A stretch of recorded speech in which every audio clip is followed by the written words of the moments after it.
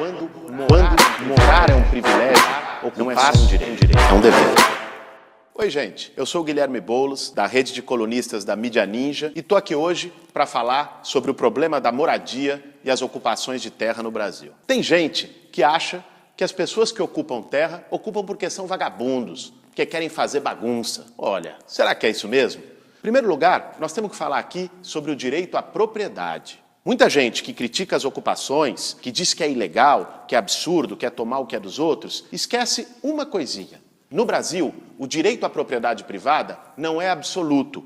A Constituição diz sim que as pessoas podem ter uma propriedade, mas coloca que essa propriedade tem que cumprir uma função social. Uma propriedade que está numa situação ociosa, vazia, jogada, abandonada, está em situação ilegal. Ela não está cumprindo a função social. E a ocupação busca exatamente garantir que ela cumpra uma função. No caso, uma função de moradia popular. A lógica das nossas cidades não é feita para atender o direito da maioria, mas para assegurar o lucro de alguns. As grandes construtoras e empreiteiras têm um poder imenso no Brasil. Nós sabemos, financiam as campanhas eleitorais de quase todos os partidos. Com isso, as construtoras ganham uma enorme influência nas decisões de política urbana. Para onde vai cada terra? Onde vai ser construído o shopping, o hospital, a casa? Isso acaba por aprofundar, agravar o problema da especulação imobiliária, que é quando os terrenos começam a valorizar demais. A princípio pode parecer uma coisa boa, a cidade está se valorizando, muito pelo contrário.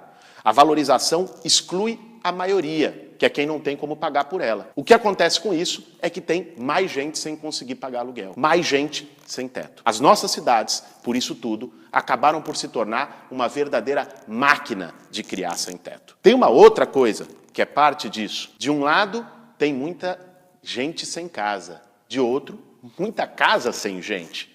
Vejam só, são 6 milhões e 60 mil famílias sem moradia no Brasil. E, ao mesmo tempo, são 7 milhões e 200 mil imóveis vazios no país. Para resolver o problema de moradia no Brasil, na prática, não precisava construir nenhuma casa nova. Bastava desapropriar e distribuir aquelas que estão ociosas. Esse é um problema brutal de distribuição e que faz também com que se agravem os conflitos, agravem as tensões e que as pessoas sejam levadas necessariamente a ocupar. Mas mesmo assim, será que é certo ocupar? Vamos ver então. As pessoas olham muito quando famílias de trabalhadoras e trabalhadores ocupam nas periferias, nos centros, buscando minimamente o direito a um pedaço de chão. Poucas vezes a gente vê essas mesmas pessoas se indignarem quando vêm grandes empresas, conglomerados que parecem limpinhos, invadindo e tomando áreas públicas na mão grande. Não sei se você sabe, mas em São Paulo, o Clube Pinheiros, um dos clubes da elite da cidade, está em área pública de forma irregular, assim como o Shopping Eldorado. No Rio de Janeiro, em Paraty, uma mansão dos Marinho, donos da TV Globo, invadindo irregularmente a área de preservação ambiental. Em Brasília, várias mansões de políticos no Lago Sul estão também em invasão de área pública. Quando uma grande empresa, um shopping, um clube, entra numa área pública para lucrar, para ter um benefício para ele, isso sim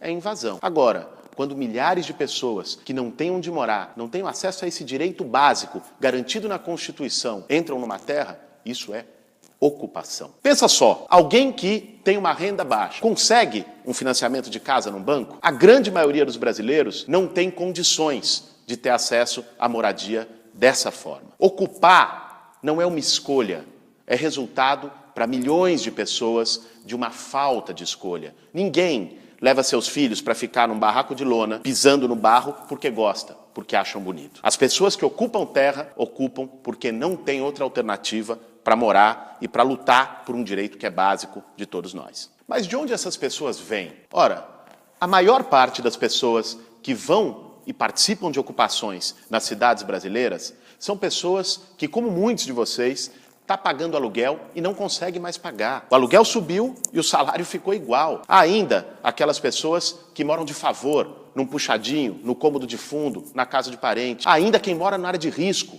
que toda vez que chove, inunda a casa.